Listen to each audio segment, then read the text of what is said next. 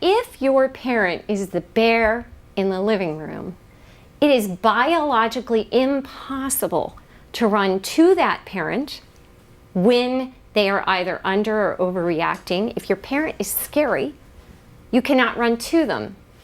And you also can't run away from them because you're a child. You can't function in the world on your own. You can't make it out there. And kids who are faced with that conundrum, I can't run to mommy because she's scary, and I can't run away from mommy because the world is scary, go into what we call a biological freeze state. And this contributes also to that offline neural network that we see in kids who've experienced trauma. They learn that mommy can't help me. And this further leads to that influx of stress hormones that dysregulate the stress response, so that as that child grows up, they're going to be overreacting to stimuli in the world around them, and they're going to be underreacting to stimuli. So we call that overmodulation of feelings, and that means that, people are so unreactive because of the freeze state they experienced in childhood that they might not know how to set proper boundaries. They may allow things to happen in their lives that another person might look at and say, that's just crazy. Why didn't they do something when they could have? Or they might, on the other hand, undermodulate.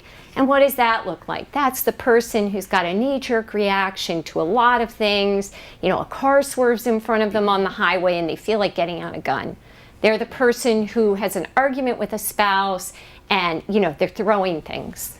So whether the result is the overmodulation or undermodulation of the stress response, we can pretty much all agree it's a rotten way to go through the world.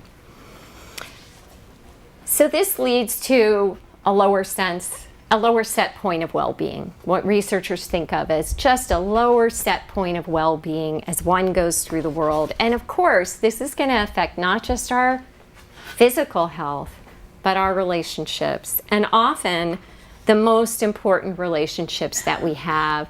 You can think of this almost like a neurobiological straitjacket that keeps us from responding appropriately to the situations we find before us in our daily life. So this can really affect our parenting. How many of you have children? So there's a saying that you learn how to love others through the love that others showed you. But what if no one showed you how? What if no one showed you how? What if you didn't see what that looks like?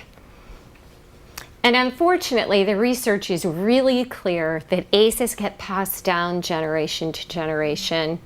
Individuals who are raised with adverse childhood experiences go through these neurobiological changes that make them less able on a neurobiological level to respond appropriately to the children that they are raising when they become parents in adulthood.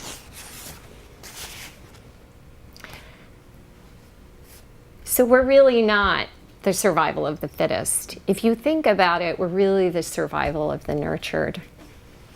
And when we understand that childhood adversity creates these profound functional changes in how we can interact with the world around us, we realize that this has a governance over how people can voice their needs, how well they can stand up for themselves, the mistakes they might make and the choices that they make.